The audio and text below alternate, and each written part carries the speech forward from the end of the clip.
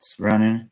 And we're going to give it a few seconds to breathe, as Chad likes to say. Hello, and welcome everyone to the first episode of the Mile High Insiders. I am your host today, Nick Kendell. Along with me for the first time, Luke Patterson. Luke, how are you doing? I'm pumped, man. I'm pumped to be talking Broncos football on a Saturday night with Broncos country.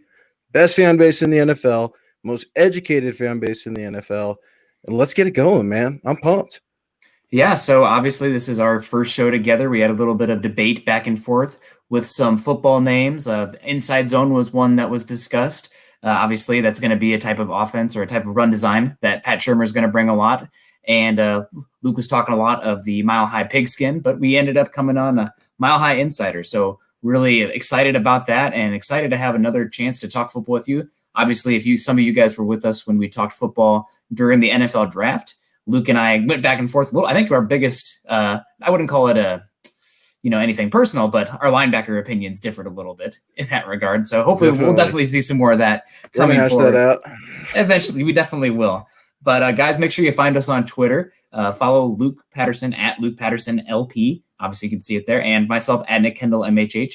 Subscribe to our show wherever you listen to these shows and leave us a rating because, we like to read those. We like to get the feedback.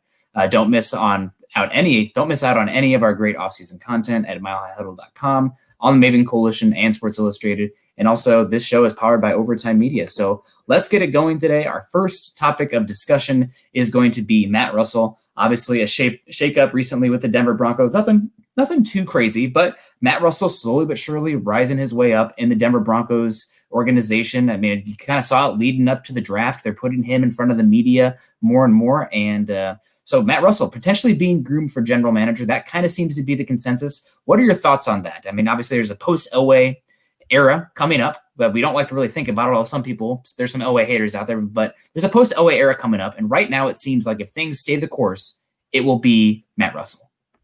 Yeah, it certainly looks that way, Nick. When you hear the news break, I think 72 hours ago that he would become the VP of player personnel. It really wasn't a shocker. He's right underneath John. Him and John have a very, very close relationship.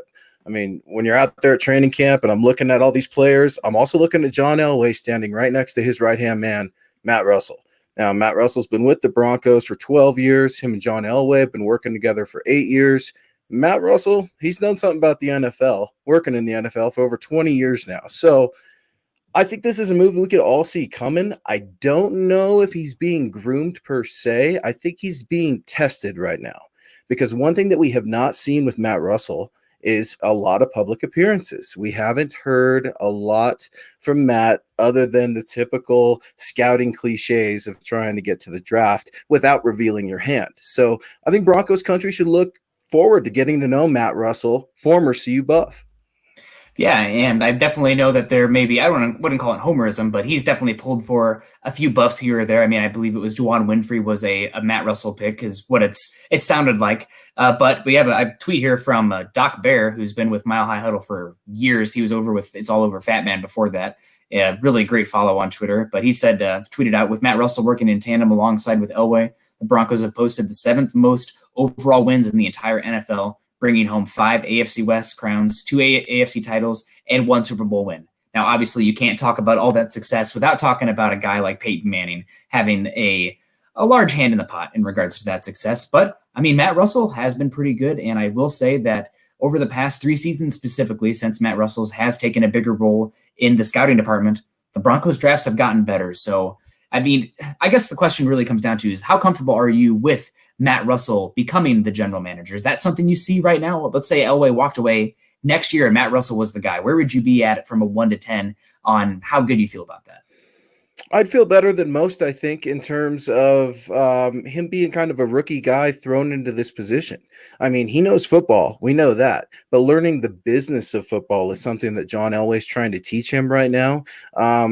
I don't know what John's going to do. It's all depending on John, right? Does John want to become an owner and try to throw his hat in the ring and leave the team for X amount of time? Does he want to try to work his way up with the Broncos and put something together with the Bolin children? Nobody really knows, but Yeah, of course I like Matt Russell. See you buff. Everybody in Broncos country loves the homegrown talent.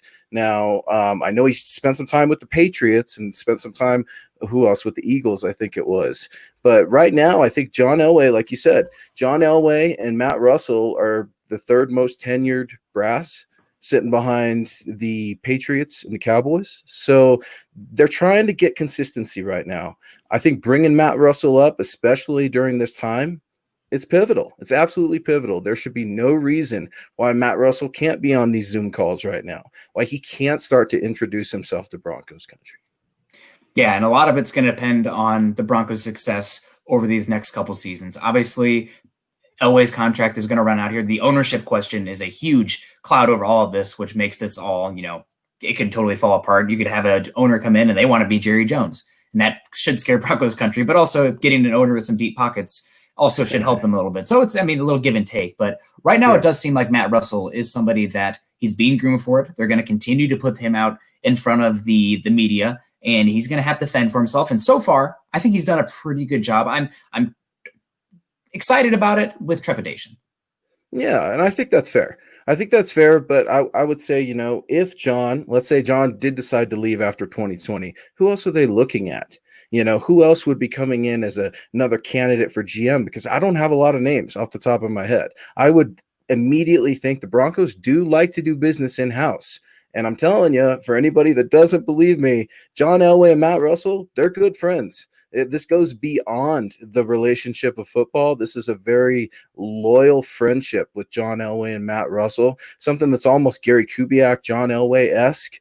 And hopefully those guys get things back together one day. I hope they will. I think ultimately the whole circle's always going to come back around. But yeah, Matt Russell, he'll get there. It's just not time. So you do point out something that I want to get to as well. Good comment here coming from Bronx legend. I would be comfortable with Russell when and if Elway hangs it up. He's paid his dues by now. And that's something that, with becoming the VP here, he's going to have more responsibility, more blame if things don't go well. So it's just a step in that direction. You did point out there, though, with Elway and the Broncos and Elway and Russell being friends, do you have any worries about cronyism? Obviously, for the throwing out big words here, is the friend the best guy to hire as somebody afterwards, or are you too close to the situation? Can it kind of blind you to some warts? Man, that's a tough question because you've seen so many successes with it here in Denver and not a lot of failures, but you've seen failures in other places where it's just not working. And I love to make fun of the Dallas Cowboys. I'm not going to stop now. So I'm going to look at the Jones family. And some would argue it's a very successful franchise because of the revenue that it generates. The Dallas Cowboys, billion-dollar business, company, franchise, what have you. But what have they accomplished lately by doing business in-house? That's something I don't know that fits the mold with every franchise. I think you have to have a historic tradition to ultimately get that going. Something a la Gary Kubiak coming back in 2015, winning Super Bowl 50. You start to see other Broncos coming back. DeMarcus Ware had come back and did a pass rushing consultant thing with the Broncos in training camp, right? So I think it depends on the franchise, but ultimately, yeah, Matt Russell, he's a shoo-in. Yeah, it'll be interesting. Obviously, the ownership situation, that could change things dramatically. There are some murmurs that maybe Peyton Manning with a big financial group could make a bid. The NFL could force the Bolin family to sell it. I'm hoping years from now we have a Netflix series about this whole Bolin family drama, the secret child and all of that. I would be all about that. It's just the crazy stuff going on there. But good question coming in here from friend of the podcast, James Campbell. James from across the pond there. Hope you're doing well. New pod. Thanks, James. Let's go. How much of a game changer could Mahomes' proposed cap percentage structure be? And what would be its deeper implication for the Broncos NFL moving forward? Hoping Floyd Little has a full recovery. Hashtag 44 strong. And want to emphasize that last sentence there. Obviously, Floyd Little with the aggressive but treatable cancer. So hopefully, so much negativity in the world right now. But that's hopefully something that we can hear some good news about sooner than later. Yeah, absolutely. Thank you, James. That's very generous thoughts and prayers going out to Floyd Little and his family as he fights a courageous fight. But what would that look like with Patrick Mahomes and this new cap and everything he's going to be setting in terms for the Broncos? Well, it's looking good for the Broncos. Why? Because Drew Lock's not a first-round draft pick. That's one of the biggest reasons I think people are excited about Drew Lock. You got him almost at a bargain. Now, you ultimately had to trade up for him, but he fell. I had him as a top 10 player. I loved him since Mizzou. I was on Lock day one, man, for better or worse. I'm in. But the Broncos didn't have to go the Paxton Lynch route. They didn't have to give up a surplus of draft capital to go get a first-round quarterback. And that's ultimately going to pay some dividends when it comes to talking money. Yeah, the big thing is when I look at quarterbacks, obviously Patrick Mahomes, for my money, unfortunately, is already the best quarterback in football. I mean, you could have an argument between him or Russell Wilson if you're talking about one single season and going the next like 3 seasons. Maybe for one game you could argue like Tom Brady or Aaron Rodgers, but Mahomes should be right there. The good thing is that he is going to get paid soon. In the kind of the pattern right now you see in the NFL with these contract structures, especially for quarterbacks, is when they first sign those giant contracts, there's a little bit of a lag time where they're not as competitive right away because they're paying so much money for that quarterback. It's towards the end of that deal later on when they start to become a little bit more of a bargain. It's just the nature of the salary cap, who is the highest paid quarterback right now? I couldn't even tell you, but like when Matt Ryan was paid, he became the highest paid quarterback in the NFL.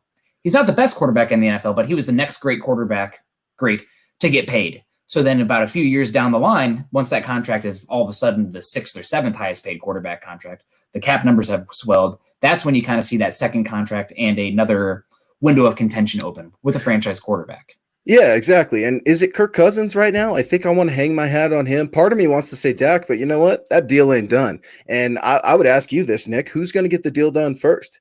Is it going to be Dak? Are they going to throw that tag down and hope things work out? Or is Pat going to get signed before we even know what's going on with the Cowboys franchise quarterback? You know what? That's a really good question. I think you'll probably see Dak paid first because both of these teams actually do have a good amount of money. But the Chiefs right now, they are set up where they can roll over a little bit of money. They're not in the best cap situation overall, and they have a window next season. They didn't lose many people from last season to this year. So paying Mahomes now, that's going to be a bigger hit on the cap. I think it could be a little bit detrimental to some flexibility for them this season. So unfortunately for the Chiefs, they maybe won the Super Bowl a year early. A lot of times you'll see a Super Bowl team be dismantled right after the Super Bowl run, and that's not the case for this Chiefs team. But I'm thinking more so 2021, 2022 is when you really have a chance to see this Chiefs team be dismantled, and a big reason because Patrick Mahomes is going to get paid. So looking actually right now, the average per year for the highest contracts, Russell Wilson right now, $35 million a year. Big Ben, $34 million a year. Jared Goff, $33.5. Aaron Rodgers, $33.5. And then Kirk Cousins coming in at 33. So that's some big money going on there. And obviously, gosh, I should have been an NFL quarterback if only it was that easy. But right. I think that will definitely be a big thing for the Broncos, and something that I'll say many times probably this offseason and going into next year. The Chiefs are the team to beat in the AFC. You could argue the Ravens, but the Chiefs have the best quarterback in football, probably the best player in football when you value quarterbacks as well, having more weight.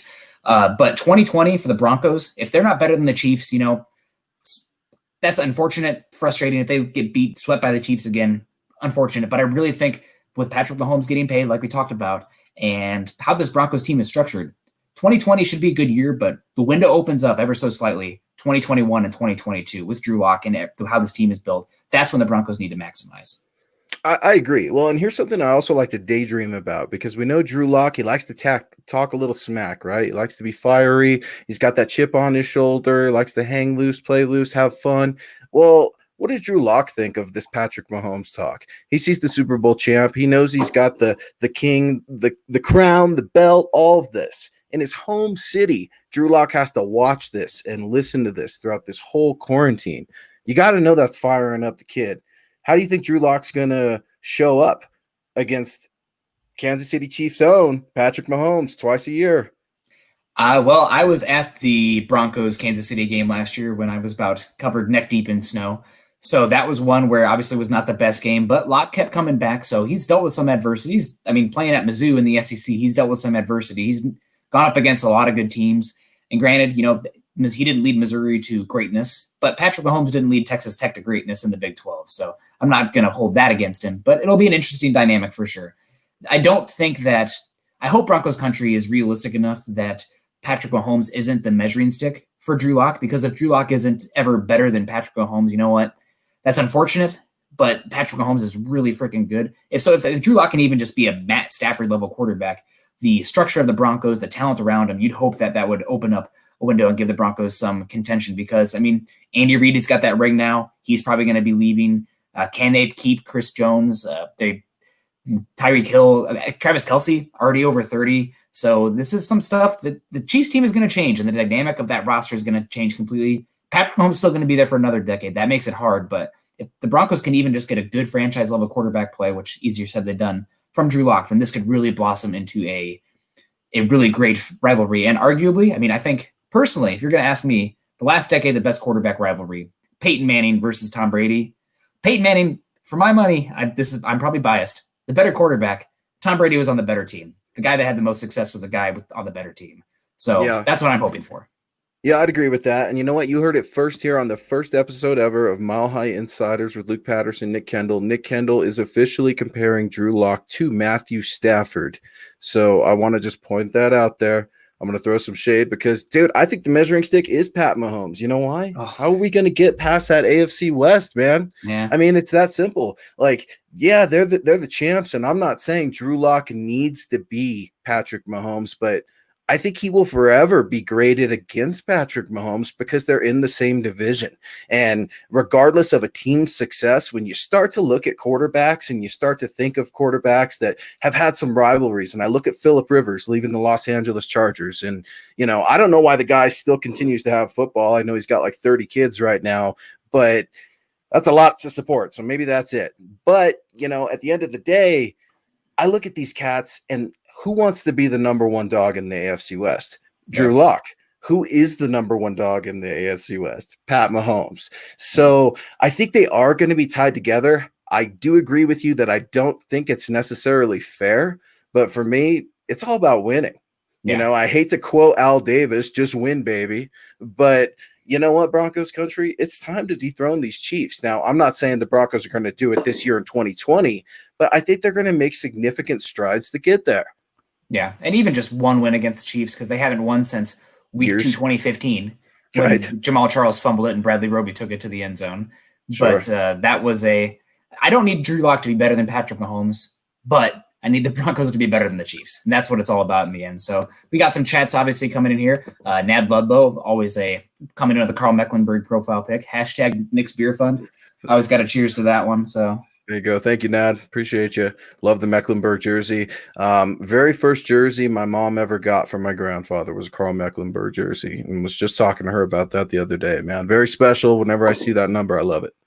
Also, Terry Randall coming in with # Nick's Beer Fund. That's a tradition in the Building the Broncos podcast, and obviously got a little bit of bleed over here, so interesting. And also we got the Use the Force Luke. Ooh, I like that one. Got some. Ooh, I don't know. Terry, I love it. Are you a big Star Wars guy? I am a huge Star Wars guy. In fact, I am one of those Star Wars guys that loves the old Star Wars so much that I hate the new ones. As soon as Disney took over Star Wars, I knew it was going to be awful. And I've got a 6-year-old little girl. She loves the new Disney movies. But no, man, I got to go old school Star Wars, old school everything for me right now. Because this Disney stuff, the Clone Wars, all this cartoons, I don't need that. Dude, what did you think of The Mandalorian? I love The Mandalorian. Absolutely love The Mandalorian. Carl Weathers is one of my favorite actors of all time. I go back to the cheesy Apollo Creed days in Rocky, right? And then you start looking at Predator and some of that stuff. So absolutely love Star Wars. I appreciate that, Terry. Thank you, man. Yeah, thanks, Terry. Also, # Nick's Beer Fund. Here's a good question here from YouTube. Nick Henson. Does the promotion of Russell have Brittany Bolin written all over it? And I think it does. This is... Right now, this contingency plan, I would say, most likely Brittany Bolin as the owner for the Denver Broncos once the leadership council kind of decides that. She's not ready right now, but years down the line, granted, the team could still be sold. There's a lot to play out here. It's going to be its own drama. Again, tune in. It's going to be crazy. But I do think that if Brittany Bolin ends up the owner of the team, or partial owner, majority owner, whatever you want to call it, that's probably good news for Russell. However, if it's somebody else coming in, open season. Yeah, I certainly, Nick, that's a great question. And I see the question and I understand where you're going with it. However, Brittany Bolin has no influence over this move at all. I don't think she was even conferred. She's kind of in a position right now. Nick, you would know maybe a little better than me. Nikki Javala does one of the best jobs for The Athletic, recording the ownership situation. And right now, Brittany and Beth seem to be the main contenders. I could tell you when I was out there at training camp last year, Brittany Bolin was a very big presence during Alzheimer's Day, specifically with it being a really hard year with the death of Mr. Bolin last season and Broncos country losing a really great man. But it looks like Brittany is certainly the front runner, I would say, right now. And that would be good news for Matt Russell, because the Broncos, they like things to stay in-house, and that would specifically be staying with a Bolin to own the Broncos and then keeping someone that John trusted and feels that he's capable and ready to lead this team. Yeah, I think a little bit of contention on that. I do think that Russell, just because it is more of a status quo move, that would be Brittany Bolin staying in charge, so that the trust picking, wanting to go with Brittany. Russell's still a part of this overall stability going on, where if they went with another ownership, who the heck knows what's going to happen? That throws a complete different wrench in it. The owner obviously is going to want to get his own guy in there, and that could leave Matt Russell going who knows where. So I definitely think that just in regards to stability, that would make the most sense. So yeah, and that's just it. And by no means, I don't want Broncos country to think that Matt Russell is only significant to the Broncos. He's got 20 years in the NFL, folks. Yeah. He was with the New England Patriots. He was with the Philadelphia Eagles, and then the Broncos scooped him up. So Matt Russell is extremely well respected in the scouting community. I see him on these all-star road games down at the Shrine game and everything else like that, scouting personnel, everything. Matt Russell's there. He's the big cheese, man. And Matt knows talent and he knows football. I'm really excited to see and get to know him almost a little bit on a personable level. For sure, yeah. Send me some Snapchats, like from behind him, bunny ears or something. So Yanis coming in here. Hey, guys, congrats on the new pod. Thank you so much. I hope Nick will continue to drink beer on air. Hey, if you guys hashtag Nick Beer Fun, I'm a man of the people, so don't twist my arm. Do you think if Elway passes the baton to Russell after 21, he will keep Fangio long-term if the team's winning games, or will he try to bring in his coach? Well, I think the easiest thing to answer there is Vic Fangio is obviously not the youngest guy, but he's finally getting his chance at the head coach. So as long as the Broncos are winning, I see no reason to switch that up and, I guess shake the card a little bit. If they're winning, you probably keep the old coach in charge. Yeah, and I agree with that. And you know what, Vic Fangio, yes, he's old school. We've seen the spaghetti and meatballs video and all that stuff. He's a little grouchy, but you know what? Players love him. And he finds a way to use his personality to reach the youth talent, whether that's Philip Lindsay and Bradley Chubb, each driving with him to go up to a CU basketball game before this whole mess. Things like that. Vic Fangio knows how to get to players. But I would also say this, Vic Fangio, he's a big supporter in analytics. And that's something that is very new school and new age in the NFL. And with regards to Matt Russell being promoted to VP of player personnel, there were other moves. Now, I'm not as familiar with some of the people, but there were other moves basically suggesting the Broncos are prioritizing analytics. And that's all Vic Fangio. That's coming from the top down. So not only do I think Vic Fangio would be very comfortable with Matt Russell, but I think Matt Russell would feel comfortable having a head coach he already knows. But I think we're getting a little bit ahead of ourselves there. I know that Matt Russell got a promotion, so everybody's already thinking, John's out the door. John's not out the door. No. John is hardly out the door. John is building a super offense to contend with this Kansas City Chiefs team. And I know the Raiders are coming. I know the Chargers are kind of an afterthought, but we're coming for the Chiefs. That's what John is building this team to do. So let's not write old number 7 off just yet, because I think he's got a few more tricks up his sleeve. And I mean, he's super competitive. He's not going to leave this team unless A, he feels like he's left him in a good position, or B, he's run off because things have gone poorly. And I don't think that's going to happen. He's just too competitive. And obviously he doesn't want to spoil his legacy. I mean, John Elway is Denver. He's the Duke of Denver for a reason. So there's still a little bit of time left. When does his contract end? Is it 2021? 2021, I believe. Yeah. And, I think there's something to be said for his relationship with Mr. Bolin, and how much John and Mr. Bolin, I think, loved each other. They considered each other family. I don't think they always agreed, but family never always agrees, right? So it's one of those things where, yes, he wants to leave the Broncos in a good place because I think that's something that's very important for him, protecting his friend and mentor's legacy in Mr. Pat Bowlen. Yeah, I agree. And we have some comments here, some other options here. Bill1293 you on YouTube comes in very often. Bill, good to see you. Lewis Riddick, I see a couple comments on Lewis Riddick. I think Lewis Riddick will get a shot at some point. Very intelligent, does a great job for ESPN. Maybe not Denver, but I would love to see him get an interview. A lot of times he speaks and I listen and I agree. He was one of those people that was very much about the speed for the Broncos offense. So anybody who can, help me in my own echo chamber and give me some confirmation bias for my thoughts, I'm 2 thumbs up, Yeah, no, Lewis is very well respected, man. Like you said, anytime Lewis is talking, I'm listening. Absolutely. The guy knows football, that's for sure.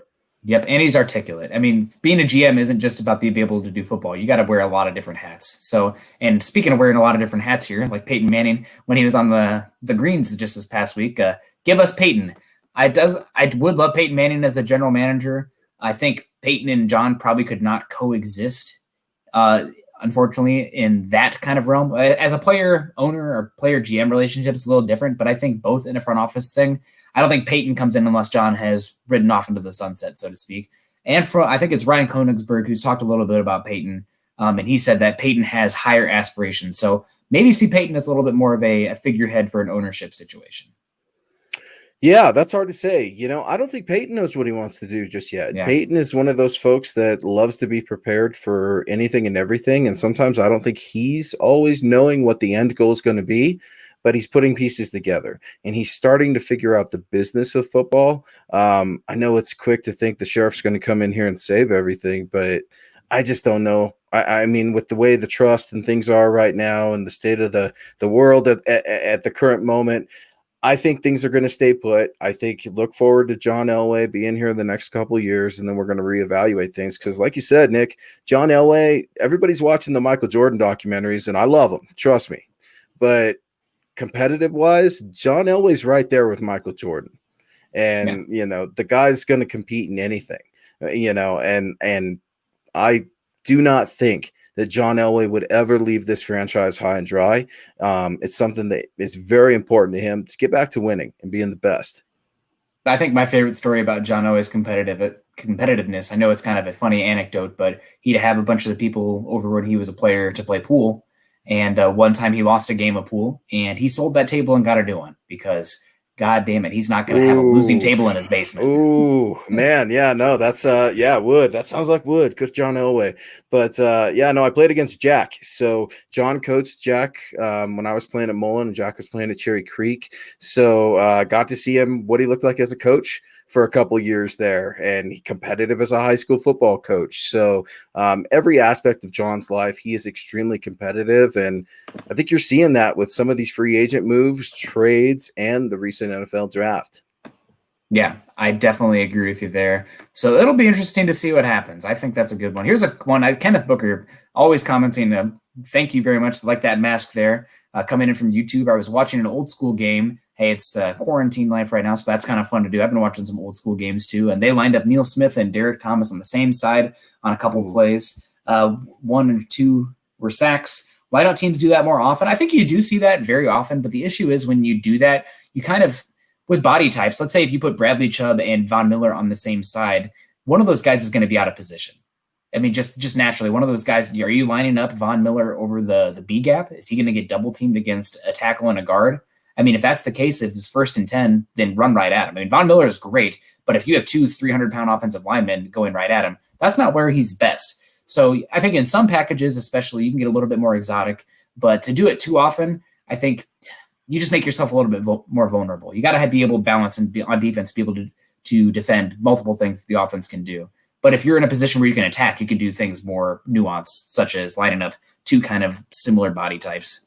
Yeah, I completely agree. And Kenneth, that's a really good question, and that's a good observation. And Neil Smith and Derek Thomas, man, 2 of the best to ever do it.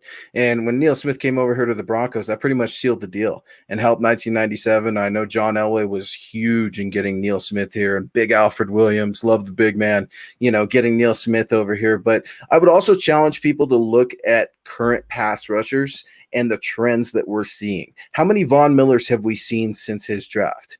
they've come and gone. Shane Ray, that didn't quite work out. The leaner, freakish bend Gumby style of Von Miller, it's just not popular. You're seeing a lot more pass rushers like Khalil Mack, Bradley Chubb, where it's the combination of speed and power. And Von Miller, he's a very technical player. I mean, he's karate chopping guys with his hands. He's doing things that nobody has ever seen. I'm hoping that Von can get back to it, but you start to see different trends in the NFL as the game starts to evolutionize. It's going to more passing concepts. You look at the Kansas City Chiefs and how many teams are trying to replicate that spread offense. How many teams are trying to find Tyreek Hill? Well, it's the same on defense. Who's the best pass rusher in the league right now? I consider it to be Aaron Donald. So every year, teams are looking for interior defensive linemen that's going to fit the mold of that best player. Now, Von Miller, I'm not sure he's a throwback. I think he's his own category,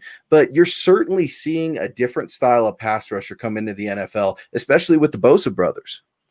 Yeah, I think there's an interesting evolution going on in football where you're seeing more guys kind of you're looking for more coverage players and coverage dictating more of the pass rush thing, where especially in college football, you're seeing these 3-3-5 defenses. The Patriots have actually started to use it, where you have guys that they're not really the most nuanced pass rushers, but they're really good at pushing the pocket and containing the pocket. So you're the 3-3-5. I mean, you're obviously not rushing as many guys. So the big thing is just to slowly get in there, the Indiana Jones wall closing kind of thing.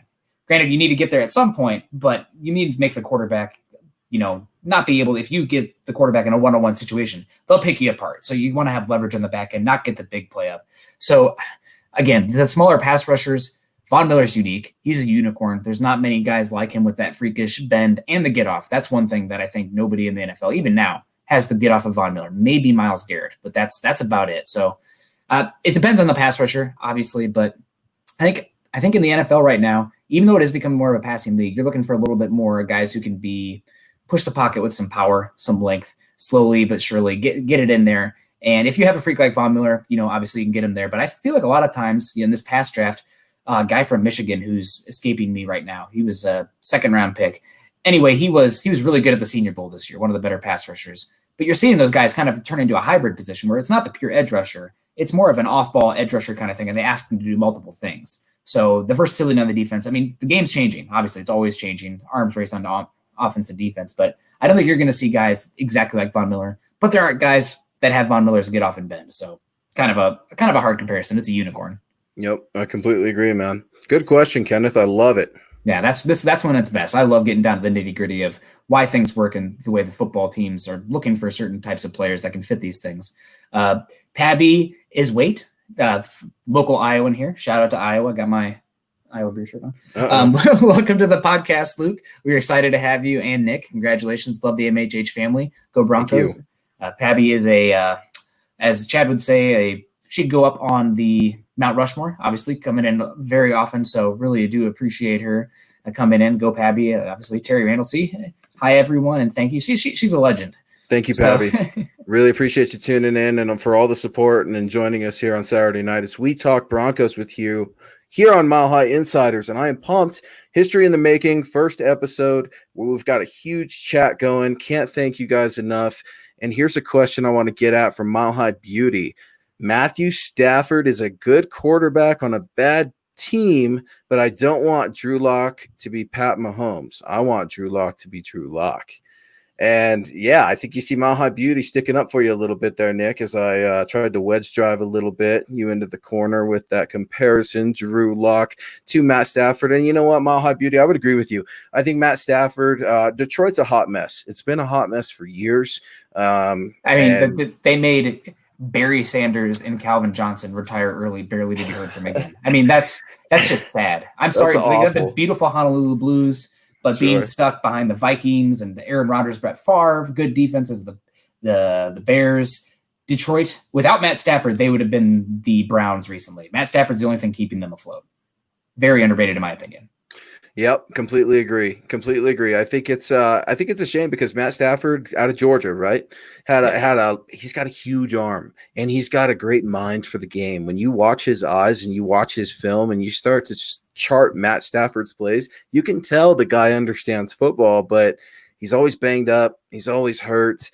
he's always just kind of getting the heck knocked out of him. And Detroit Lions, man, I feel for you guys because here in Broncos country, I thought we had it bad the past couple seasons, but y'all have it bad all year round, every year. So that's why we are riding with you guys, Broncos country, here on Mile High Insiders with Nick Kendell and Luke Patterson. Thank you guys for joining us here on Saturday night.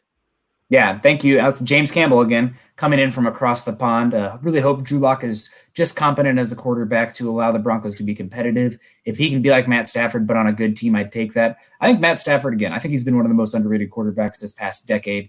Granted, he's not on his way to Canton, so he's not that level of quarterback. But you put him on, let's say you put Matt Stafford on the 2016 Broncos with that defense and still a solid skeleton of the offense still there. Not explosive as the one this season, but still some stuff to do. Their DT was still healthy, Emmanuel Sanders. I think that's a Super Bowl team. So if you can, the question needs to be, can I win a Super Bowl with this quarterback? With Matt Stafford, I think I can. With Drew Lock, still wait and see. But if he can be, hypothetically, Matt Stafford, maybe better out of the pocket, a little bit more playmaking ability, which I think Matt Stafford has a better arm, but I think Drew Lock's a little bit more better out of structure. He's a little bit more accuracy, a little more playmaking. So yeah, well, and I would challenge people too, don't only look at the quarterback position as, can I build a Super Bowl team around this quarterback? It's how about, can I get to the playoffs with this quarterback? Let's start simple. Can we get to 500? Can this quarterback lead this team in training camp? Can they lead them in OTAs? OTAs and minicamp, that's not happening right now. So Drew Lock was taking huge leaps and bounds. Vic Fangio went out of his way to praise Drew Lock, and he doesn't like to do that with a lot of guys, saying that he used those 12 weeks off last year with that dislocated thumb to really take advantage of preparation and to really take advantage of understanding football. So I think in the grand scheme of things, John Elway looked at Drew Lock this offseason and said, you know what, I'm going to build you a playoff team, and I'm going to get us there. We know the Broncos don't necessarily have to win the AFC West to get in the playoffs, right, Nick? I mean, the Kansas City Chiefs can go ahead and take the AFC West. If the Broncos are scratching and clawing at the door right there, they could very well be in the playoffs themselves. Well, I'm not ready to say the Chiefs can take the AFC West. Hopefully we see a little bit of a fight.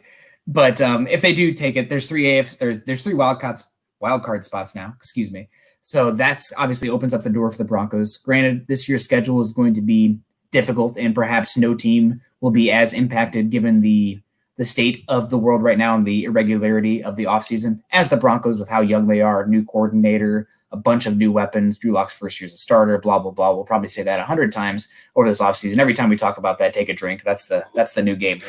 But I think that is an interesting point for sure. Joseph Carson coming in here, Joseph Carson Jr., over on YouTube. Thank you very much. Welcome to the live pods, Luke. See, Luke, you're getting way more of a positive reception than I ever got. But going back to Matt Russell thing, where are these notions coming from that Elway won't stick around or be extended?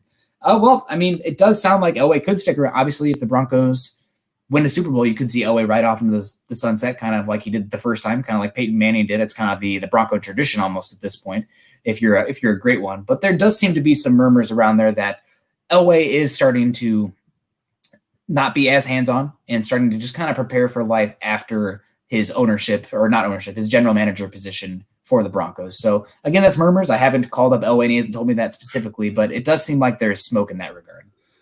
Yeah, I think the conversation's always there. It's always been there whenever there have been failures with the Broncos. The past 3 seasons, either people have been calling for John Elway's job, which I'm just going to say is a lazy take, because if you call for someone's job, you better have somebody to replace them, at least 2 or 3 options. And if you don't say, I don't know, then you're getting rid of a guy for getting rid of a guy. And that guy is probably the best quarterback of all time, in my opinion. Now, Tom Brady might have more rings, but for me, it's always the Duke of Denver. That's not just looking at things with orange and blue. That's looking at his comeback records. That's looking at him inspiring guys to be better. That Peyton Manning effect, things like that. So I think that notion's always there, but I would caution Broncos country a little bit, because I can't wait to get out to training camp. I think July 28th is the day. I've been biting my fingernails waiting to get there ever since the NFL draft.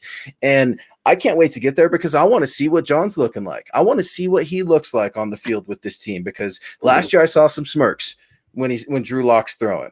I saw him and Matt Russell, kind of giving each other a wink and a nod like, okay, there might be something there with this kid. I want to see John Elway, because you got to know that this youth movement that John Elway is putting together, it's going to inspire John Elway also, and I think it's going to rejuvenate number 7. And I think number 7 has tons up his sleeve. He's the Duke of Denver. Yeah. And it's not imminent. I mean, this could be a 2023 thing we're talking about, but it does seem like they are grooming Matt Russell for a more leadership position where it's a possibility. I mean, we never really heard from Matt Russell before, and then all of a sudden he's getting one-on-ones with the Denver media, and I don't think that's by accident. So, and obviously, there was not just the move there by Matt Russell, but also James Campbell coming in asking about some other moves that were made.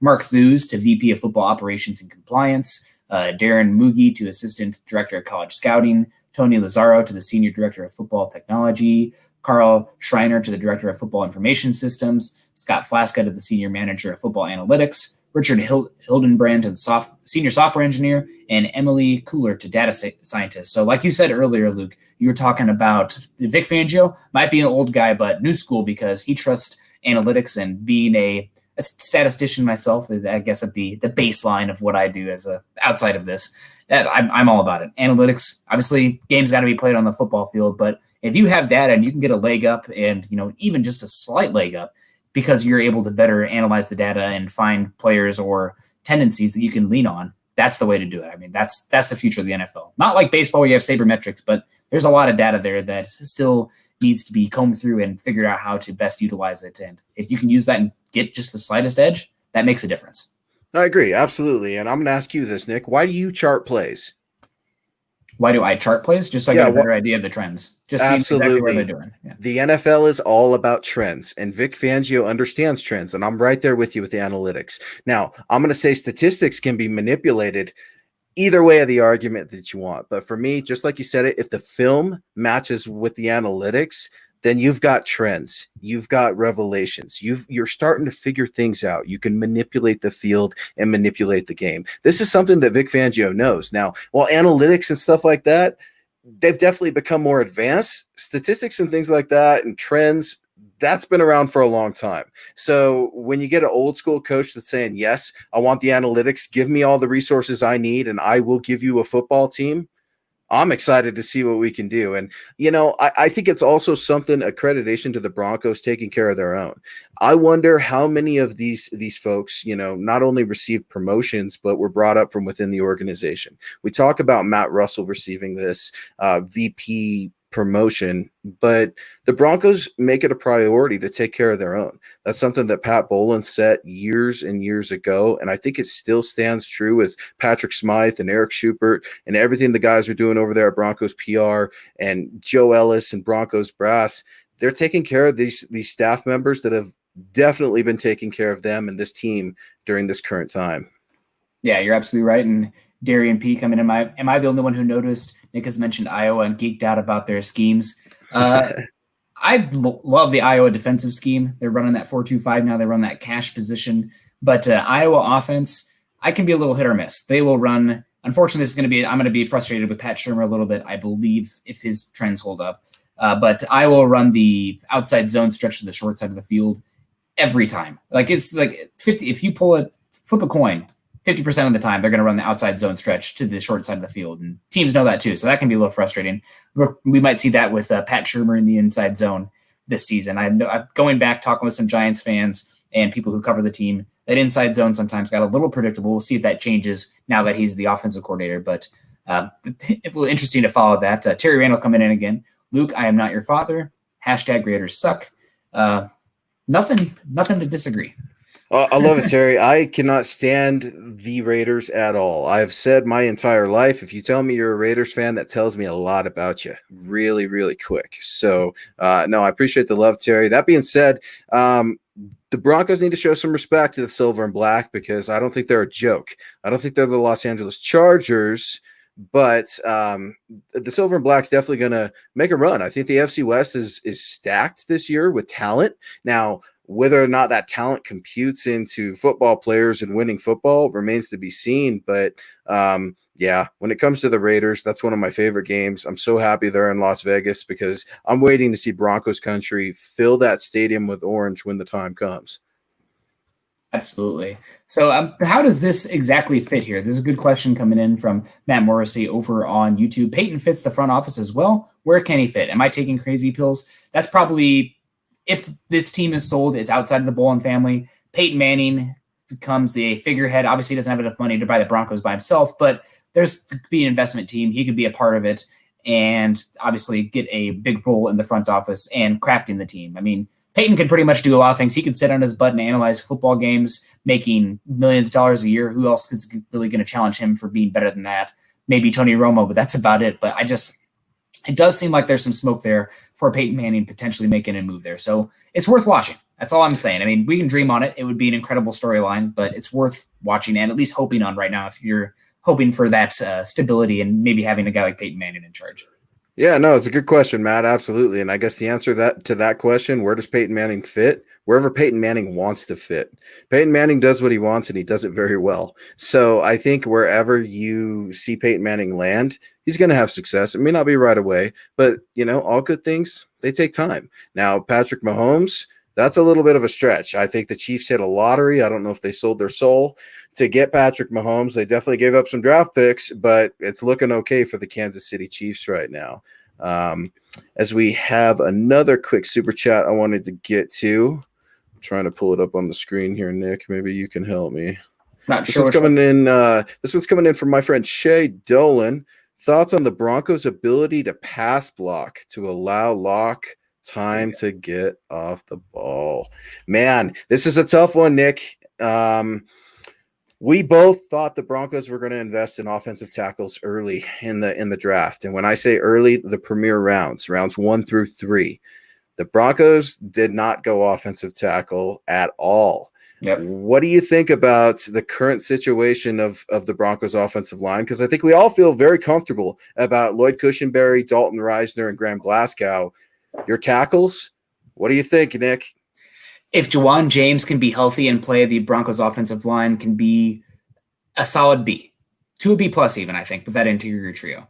Now, that being said, if you're depending on Juwan James, that's a recipe for disaster given his history. But when he was out there last year, the Broncos offense looked as good as they did all season. He's a different cat. I mean, he's got the length, the movement skills. He's really good. He's younger than Garrett Bowles, despite already being on the second year of his second contract. So actually, it might be his birthday today. He's only like a week younger than Garrett Bowles. So it's and Garrett just had a birthday the other day too. So Juwan James is coming right up. Okay. But the tackle's still an issue. It was still going to be an issue. The Broncos offense, or I guess roster in general, was at a point where they're obviously trending in the right direction, but they weren't going to fix everything right away. So once the big 4 tackles went off the board by 15, and obviously the NFL did not like Ezra Cleveland / Josh Jones as much as the media did, because those guys slipped. Yep. I think that the Broncos decided, you know what, offensive tackle is an important position. Bowles is serviceable for a year. We have this investment in Juwan James. We like Elijah Wilkinson.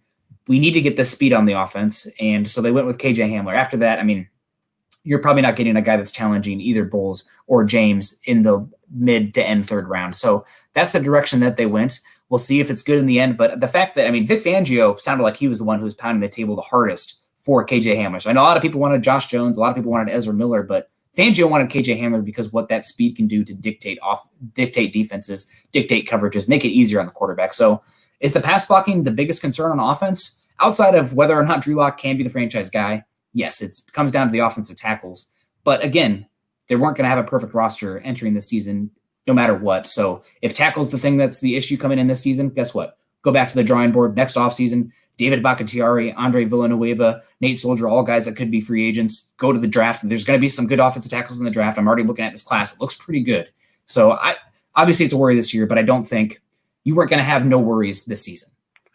You ain't got to have no worries. Well, the Broncos have some worries, and they've got some worries at the left tackle position. And Nick, one of the biggest things, hearing Elijah Wilkinson talk this week to one of my best friends, Cecil Lammy and Nick Ferguson on 104.3 The Fan, and he kind of took a shot at Bowles. Now, I don't know. I don't have the quote directly. Maybe you can find that for me or just help me figure it out. But it was kind of like, well, I'm really looking forward to competing at the left tackle position because some people think I can do it better than others. And that was very directed at Garrett Bowles. Now, Elijah Wilkinson, he's been playing every position but center basically since he's been here. So I'm excited to see what the big cat has. This is a prove it year for Elijah Wilkinson. It's a lot like Billy Turner kind of freakishly got paid by the Green Bay Packers when he came in and saw a lot of starting time. And I don't know that they necessarily got their money's worth with Billy Turner, but when I hear a big man talk a big game, and there's some struggles with Garrett Bowles, and Garrett Bowles, he's got the athletic ability. He's got it. It's the coach ability. That's all it is with Garrett. And I know I'm trying to minimize the situation. And the Broncos have Mike Munchak, Hall of Fame player, great coach. But at some point, you have to figure out whether or not you have a football player or you have an athlete. I think Elijah Wilkinson could very well be giving Garrett Bowles a serious run for his money at the starting left tackle position by the end of training camp. Yeah, no, absolutely. That's a good call. I'm wait and see. As always, we'll see what happens. Question here. Obviously, we got about 10 minutes left, guys. Lee, Nick, you're really able to give your best analysis under the influence. I love beer too, but just wondering. I only bring one in here, so I'm not going to be under the influence. I enjoy the taste of just one. So Chris Hernandez. Nick's drinking, no. Nick drinks Iowa beer. Here in Denver, we have got tons of microbrews. I have water with me, but no, Iowa beer, you don't got to worry. It's mostly water. And that's also Frank Sinatra life. One drink, one water.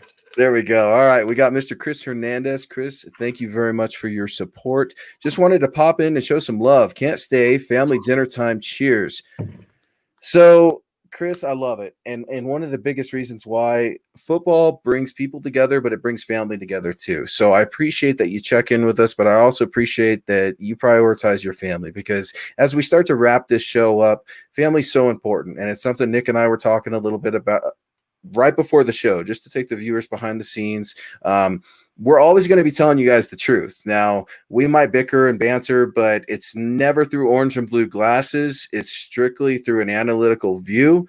And sometimes you're not going to like what we hear. Other times you're going to love what we hear. But you know what? I appreciate the support on our very first episode. And it's so important that we take care of each other and take care of our families during this time. So thank you very much, Chris. We really appreciate it, buddy. And here's a really good question from Manny Weiss. This is a topic that I haven't thought about yet so much, but great question. Is there a Bronco you guys see regressing this season? If so, then who? So, gosh, anybody who kind of was an outlier last year, maybe played above their game, that might regress a little bit. I mean, the easy one would be to say Philip Lindsay, just because they paid Melvin Gordon. The touches aren't going to be there. I'm going to go one. I won't go the easy route. I'm going to go with a crazy one. Maybe Alexander Johnson. I know that people are really excited about him, but going back, he brought a lot of energy. There's some good play there, but he's not like the youngest guy. I think he's going to be 28 or 29 this season. So while he's still relatively young for football because he didn't play those seasons, he is not a young player by any means. And also last year, I felt like Alexander Johnson, obviously, he's got some good instincts. He's a big guy, but they took him off the field and kept Todd Davis on the field in obvious pass downs. So I'm curious to see Alexander Johnson play great last season, one of the best players according to Pro Football Focus, but it's just 1 year sample size. He's not the best player in space in regards to coverage. I feel like maybe he'll regress a little bit compared to how good he was last year, just because there are coverage questions there for me. Absolutely. And I'll double down with you and talk about the outlaw Josie Jewell. And, I know you probably don't like that, Mr. Iowa and all, but Josie Jewell has been a player I was so excited when they drafted him. And his lack of coverage just really seems to hurt him. I don't want to give up on Josie Jewell yet. I really don't. But I need to see something, because a lot like Alexander Johnson, and look, Broncos country, I get it. Alexander Johnson, he's cool. He's fiery. He's got the T-Rex dance. It's awesome, right? But ultimately it's about who's going to cover Travis Kelce, who's going to cover Tyreek Hill. I'm not saying a linebacker needs to do it every time. You can mix things up. K-Jack is certainly in the conversation for looking at Kelce and things like that. So, yeah, man, I think that's one of those things where the linebackers are definitely – Todd Davis, he's been a tackling machine for the Denver Broncos, but he's kind of just another guy.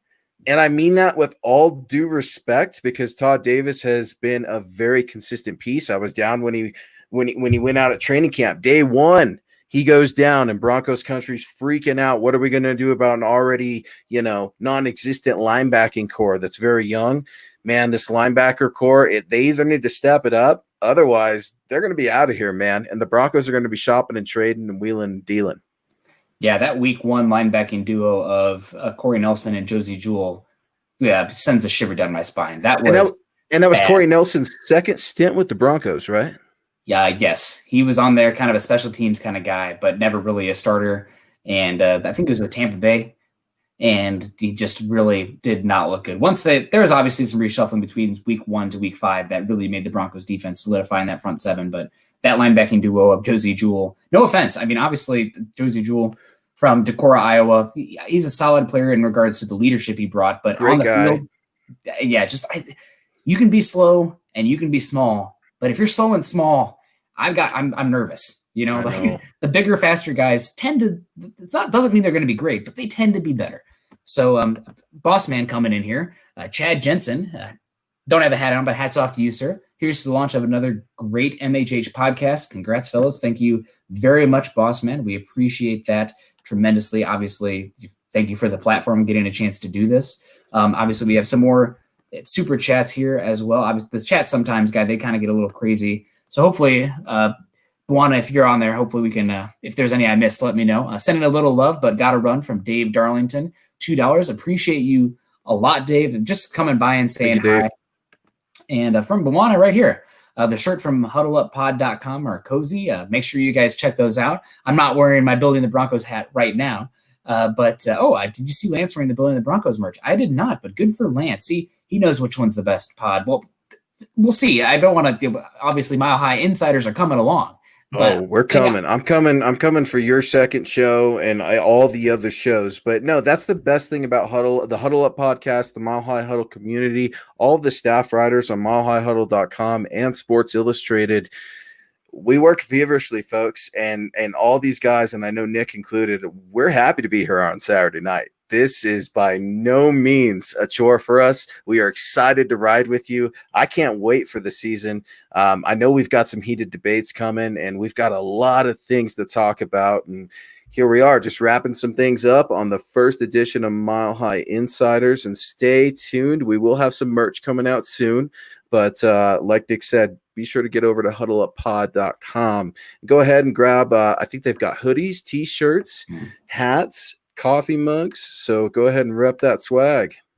Absolutely. That's a great call. And I saw that right here, Bill1293. I don't know how much of a college guy you are, Luke, but if you get a chance to watch some Micah Parsons over at Penn State, the Broncos will probably not be picking in any range to select him, but just a very impressive player, probably one of the better linebackers since Roquan Smith coming out. Wow. So he's going to be on Coach Fangio's radar then. Yeah, I think the issue is if the Broncos are in range to pick Micah Parsons, it probably means that Drew Lock flamed out, and that probably means the Broncos are searching for a quarterback because we're talking about a top 8 pick. How dare you? I operate in the realm of where anything is possible. So, no, man, I think we're Broncos country has a lot to be optimistic about and a lot to be excited about. But I think, you wrote a great article. I think it was either this week or last week about trying to figure out tempering those expectations a little bit. And, Mark Schlereth says something that I think we both respect a lot when he says, don't become the Cleveland Browns just because you've got a few new toys and a flashy quarterback. And I think the Broncos, they're a much better organization than the Cleveland Browns, but I think Drew Lock, he can stay humble. He can lead this team, and I'm looking forward to see what these guys can do. Yeah, and we got a great comment coming in here from Jabbar Sins. 2 of the more knowledgeable and charismatic hosts. Should be a fun pod. Looking forward to some debates. We thank you guys very much. We do appreciate that tremendously, and thanks for writing us today. Honestly, guys, our time's already up. Time flies by. Make sure you go over to huddleuppod.com. Go get your swag on. Hopefully we'll have some swag from this show coming up very soon. Luke, before we get out of here, how are you feeling? First show over. Anything you want to, I guess, obviously we've made it Broncos football this time, but anything you want to leave our guests about, anything about you, your football journey, what you're looking forward to this season, anything. This is your chance. Yeah. So I'm a Colorado native, guys. I was born and raised here in Denver, Colorado. I have a house with my wife and my daughter, my 2 dogs. Played for Dave Logan at Mullen. So the Broncos have always been very, very important to me. It started with my family, my mom and dad. So watching football with them, I still call my dad after every game. So I'm our boots on the ground here in Denver. Our staff are one of the best sayings about Mile High Huddle is it's not a geographical location, it's a state of being, and that's Broncos country. And we've got Broncos country over the entire world. Before the show, we were talking a little bit about Broncos Europe and the huge outreach of fans that Broncos Europe has reaching out to Mile High Huddle. So, yep, I'm a local here in Denver. I love to hunt, fish, be outside anytime we can, enjoy time with my family. But, dude, I want to get done with these Zoom press conferences. I'm tired of being on them. I want to be out at the facility. I want to be at rookie OTAs, mini camp. I want to be at all that stuff because I'm itching to get there. So I will be at most of the press conferences this year, assuming everything goes well with the current state of the world. So yeah, that's kind of it for me in a nutshell. I have some word salad, so you guys will have to bear with some of my rants here and there, but I am really pumped to get things going and really respect all the work that Nick does. Nick's been putting in a lot of work with all of his partners, past and previous, and Carl, and building the Broncos and everything like that. So I definitely want to give them some love, and Chad Jensen, Zach Kelberman, and a good neighbor of mine, Adam Fry, who designed our logo. So I want to give Adam some quick love. But that's me in a nutshell. Football junkie. I can't get enough. And I'm going to be a little nerd real quick. Shout out to my cat who's in the animal hospital over the next few nights, has some crystals, wasn't doing so hot. So his name is Queso, and we don't have any kids. My wife and I don't have any kids. We don't have any other pets. It's just the cat. So we're a little bit heartbroken right now, but hopefully he will be back and healthy. And once he's back in our house, I'll send a tweet out because he's literally the cutest cat I've ever seen in my life. I'm biased, but I can't even help it. And thank you, Shabon and Dolan here. You're a friend of yours, I believe. Awesome show. Can't wait for next week. Not even hashtag, but hashtag Raiders suck. So the Raiders suck. Shay, Shay's going to be one of our fast super chat stars coming to the Mount Rushmore. I can assure you of that. One of the biggest Broncos fans I've ever met in my life. So Shay, I appreciate it. And yeah, Nick, thoughts and prayers for you and your family, man. It's kind of something I tried to echo early on. We got to take care of each other during this really hard time. And whether that's chatting with a friend or turning on some Broncos tape, y'all should definitely be smiling and be happy because Broncos country, the losing days are coming to an end. They're over. I am convinced this team is on the rise, and we should have plenty of more to talk about on Saturday nights, 6 p.m. Mountain Time. Would that be 8 p.m. your time, Nick? 7 p.m. Central, 8 Eastern. So yeah, you can ask Eric. I am the worst with time zones. I think everything should just be the same time zone. That's the best way to do it. Yeah, but we got to get out of here, guys. You can follow Luke on Twitter at Luke Patterson LP and myself at Nick Kendell MHH. Make sure you head on over to milehighhuddle.com, an affiliate of the Maven Coalition and, of course, Sports Illustrated. Guys, going over to iTunes, leave us a 5-star rating and a comment. Your support can help us continue to bring you our Denver Bronco deep dives. Make sure you subscribe to our channel here, Mile High Huddle. I mean, that really does a lot for us. Make sure you leave comments, share it out. We really do appreciate it. Leave a like if you're on YouTube, wherever you are. I mean, if you like the show, let us. If you didn't like the show, let us know. Get to us on Twitter. We love the feedback. I love interacting with you guys. My wife will say, hey, you're always on your phone. Guys, I'm addicted to Broncos country. I just want to talk with you guys. Follow the show and all our other great audio content by subscribing to Huddle Podcast wherever you listen to these shows. You can follow us on Twitter at Mile High Huddle. And for Luke, I'm Nick, wrapping up another episode, or our first episode, excuse me. It's just autopilot there. We're making history, baby. Insiders. Yep, first of many. Obviously, we will hopefully get here. And hopefully the chemistry is good. I mean, it was pretty natural, good flow. Again, leave us any comments. We really appreciate it, guys. But until then, I like to leave it like I like to leave building the Broncos. Go Broncos.